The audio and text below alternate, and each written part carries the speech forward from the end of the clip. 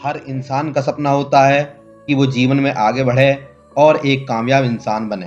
और ऐसा सपना देखना बहुत अच्छी बात है, पर कुछ बातें जिनमें हमारा व्यवहार भी शामिल है, जो हमारी कामयाबी में अड़चन पैदा करता है। अगर हम अपना व्यवहार बदलें और अपने जीवन की छोटी छोटी गलतियों में सुधार लाएं, तो हमें आगे बढ़ने से और तरक्की करने से कोई नहीं रोक सकता।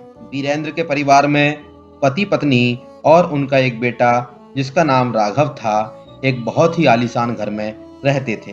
वीरेंद्र अपने राज्य का सबसे अमीर बिजनेसमैन था। आज उसकी पत्नी का जन्मदिन था।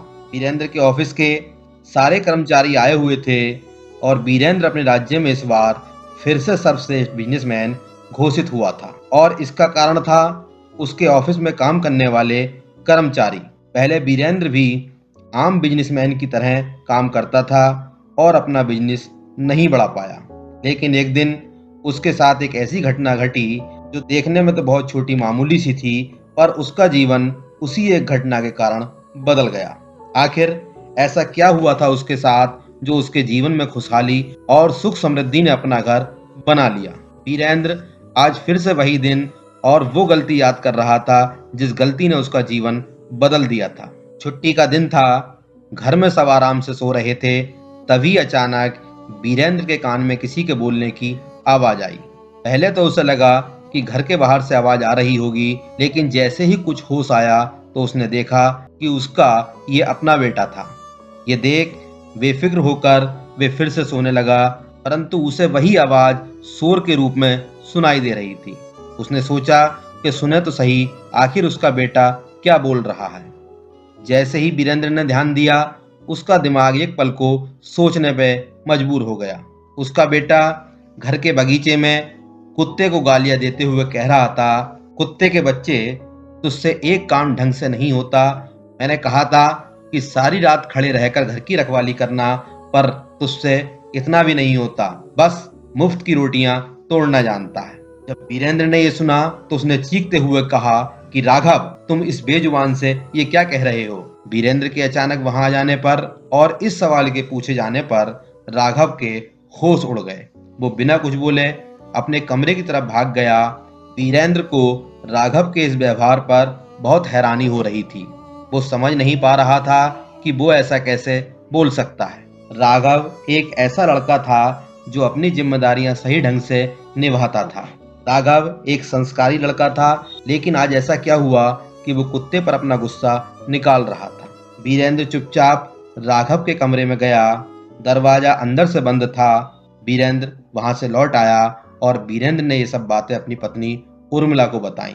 साथ ही उसने उर्मिला से बेटे के इस व्यवहार के पीछे का कारण पता करने को कहा। उर्मिला राघव के कमरे में गई और उसने प्यार से आवाज लगाई कि राघव बेटा, दरवाजा खोलो, लेकिन अंदर से कोई जवाब नहीं आया। उसने फिर कहा कि राघव बेटा, दरवाजा खोलो। इस बार भी कोई जवाब नहीं आया। फिर वीरेंद्र ने आवाज लगाई कि अचानक दरवाजा खुल गया। दोनों अंदर गए। राघव चुपचाप अपने बेड पर बैठा हुआ था। उर्मिला ने उससे प्यार से पूछा कि बेटा, तुम ये बाहर क्या बोल रहे थे? राघव अपने पापा के डर से कुछ बोल नहीं सका।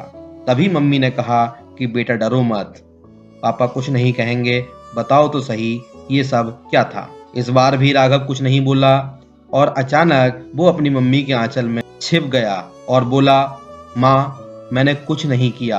कल पापा फोन पे किसी से ऐसे ही बात कर रहे थे, तब मैंने सुना था। सॉरी मम्मी, सॉरी पापा, और इतना कहकर वे रो पड़ा। तभी वीरेंद्र को याद आया कि कल उसने अपने ऑफिस में फोन पर अपने एक कर्मचारी को बहुत ही अपशब्द कहे थे। तभी वीरेंद्र को यह एहसास हुआ कि उसने कितना गलत किया, उसके कर्मचारी को कितना बुरा लगा होगा। तभी उर्मिला ने कहा कि वीरेंद्र, तुम्हारा बेटा तुमसे सॉरी कर रहा है। वीरेंद्र ने कहा कि बेटे, सॉरी तो मुझे बोलना चाहिए, तुमने मुझे मेरी गलती का एहसास करा दिया।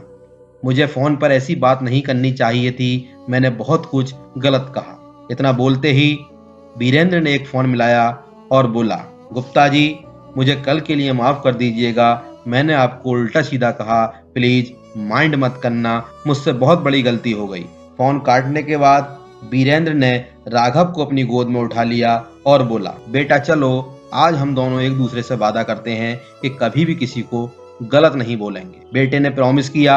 उस दिन के बाद से वीरेंद्र ने कभी किसी को उल्टा सीधा कुछ नहीं कहा और एक पारिवारिक सदस्य की तरह ही सबसे व्यवहार करने लगा, जिसका नतीजा ये हुआ कि सब कर्मचारी ईमानदारी और निष्ठा के साथ काम करने लगे और वीरेंद्र जल्दी ही एक सफल व्यक्ति बन गया और ऐसा सफल बना कि पूरे राज्य में सबसे बड़े बिजनेसमैन का खिताब उसी ने ही जीता। दोस्तों, हमारे जीवन में भी ऐसी छोटी घटनाएं होती हैं, परंतु हम अक्सर उन्हें अनदेखा कर देते हैं। इस तरह करने से वो छोटी गलती एक दीमक की तरह हमारे जीवन को खोखला कर देती है।